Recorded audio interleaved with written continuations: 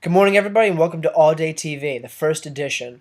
Today, we're going to talk about the 2012 Mr. Olympia, where we saw Phil Heath take first place again, and we saw Kai Green take second, and Sean Roden, a relatively newcomer to the bodybuilding stage, take an incredible third place.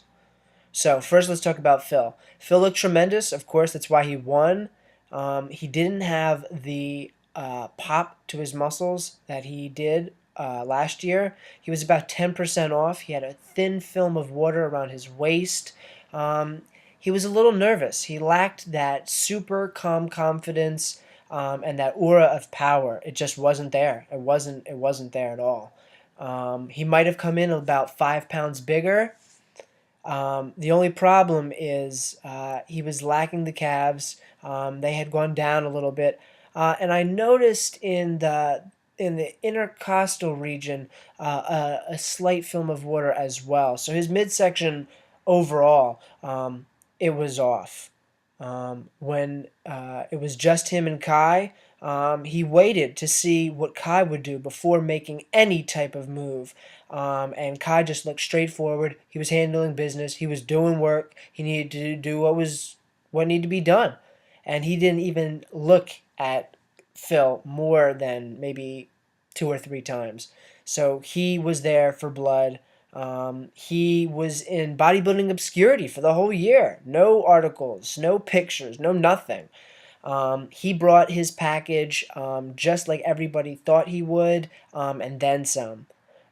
He brought the conditioning. He had the fullness. He had the striations in the thighs. He had the abs, really etched in abs. In fact, he won the ab and thigh. You could say he won the side chest. He won the back double bi, and he could have arguably also won the rear lat spread. The only knock on Kai is that he's got that middle trap, region, and it's flat. It's not that it's not developed, ladies and gentlemen. It's that it's flat, and it's not aesthetically appealing. Not nearly as much as Phil's gnarly full round muscle bellies, which are genetic, and he has definitely maxed out his card for that, and he is well aware of that. Kai, I believe, is a little older, and the physiques are very different, very different. Phil also could have won because of his role model status. He has a nice, clean background. He checks out nice. He's a good poster boy.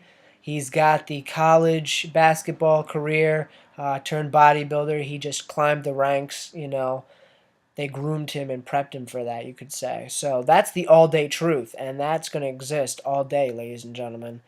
So let's talk about third place, maybe the biggest actual excitement of the show. Sean Roden, who comes in 11th last year, jumps all the way to the third spot, being the third best bodybuilder in the entire world. It's kind of unbelievable, ladies and gentlemen. A lot of whispers about him being the next Flex, maybe a little premature.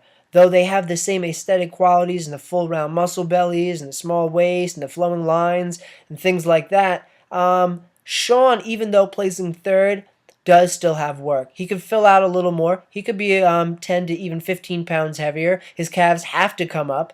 The conditioning on his hams and his glutes was good, but it seemed like if you could almost call it conditioned water. And that he was in shape, and you even saw the striations, but it's the striations, maybe it's his skin type, but I've never seen that before, and I'm not sure if that was some actual water or it's just the skin.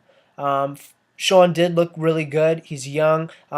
He's going to have to bring up those delts. They don't have the pop to compete with Kai or Phil at this point. His chest looks good. People are saying it's flat. It's not flat at all. Incredible deep etching in the middle chest. A good little pop in that clavicle region. He's got the real round Ed Nunn arms. That's right, I said Ed Nunn.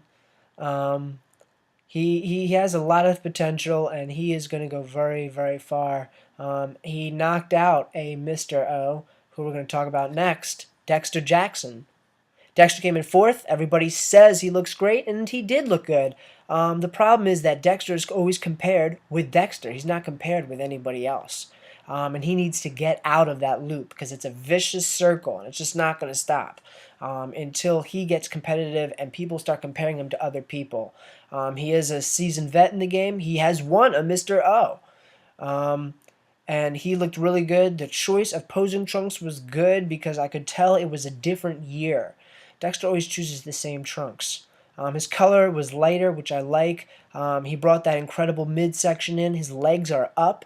Um, and his arms were back. The discrepancy between his left and right arm was down. His chest was a lot fuller. Dexter brought it. But in a lineup this deep, I don't think anymore he is going to be able to be competitive on a regaining that throne level. So let's talk about fifth place, Branch. Branch has got to be disappointed. He thought he was going to be, battling head to head with Phil, and he wasn't. That right leg is a huge glaring flaw. It is down. It is never regained. That blue-collared work ethic that Branch is known for, and that serious, down-to-heart Texan heart is not enough to get you in a position to win the Mr. Olympia. It's not based on your mentality. It's not based on your credibility as being a rough and tough guy who doesn't take any shit. It's about your body, and that right leg was down. Branch overall is slightly down. He's not looking horrible, but Branch is also not that beautiful to look at.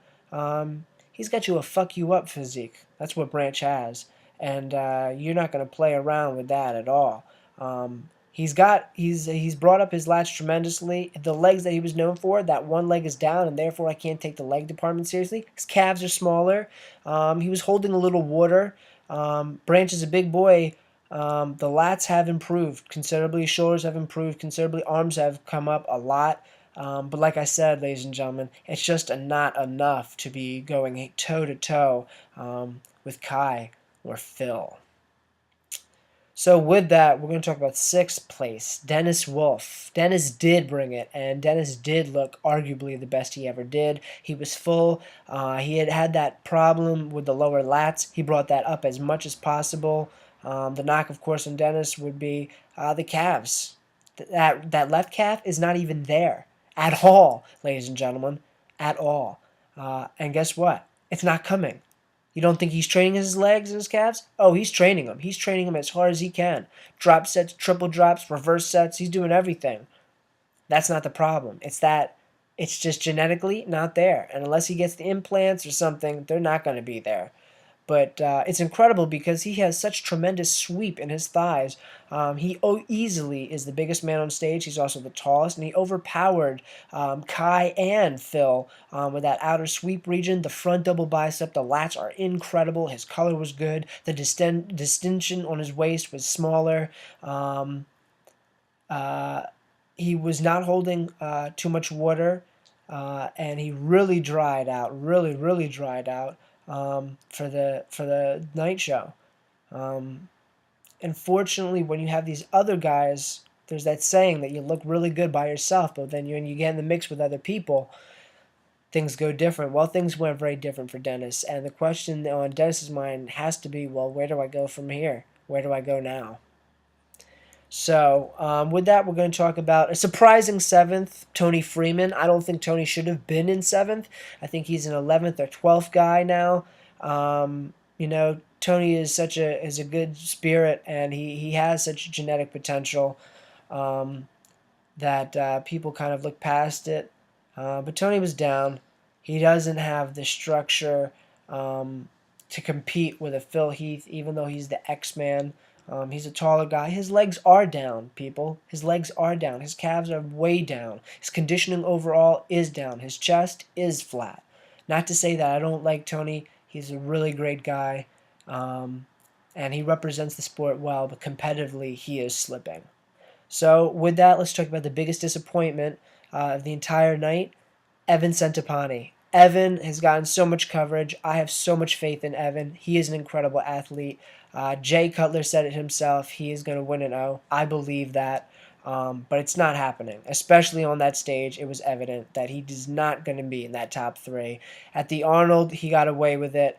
We can talk about why on a different day. The arms are down. The biceps, the inner bicep is very flat. and overall thickness and especially width for his lats are down. He's really going to have to bring that up, especially when you have Herculean lats like Jay Cutler's and even Kai Green's. That's a total different creature. And the sweep, the infraspinatus, the teres major, the rhomboids, all that needs to come way up. The spinal rectors, he needs to bring in the Christmas tree. The glutes need to come up. They're relatively flat. Calves looked good. Calves looked good. But he's got such a heart. He's got such potential. You see it. He's been slow to progress and slow to pick his shows, and he's smart to do that. And Evan, when you see this, definitely that's a smart move, buddy. Keep going. And we're all willing to wait to see the Evan Centopani we know you can become.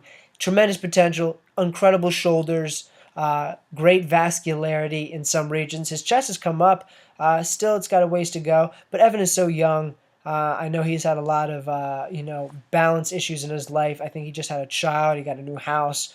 But Evan is definitely some man that I would put my card on. I'd put my bet on that guy still because he makes the changes. He makes the corrections.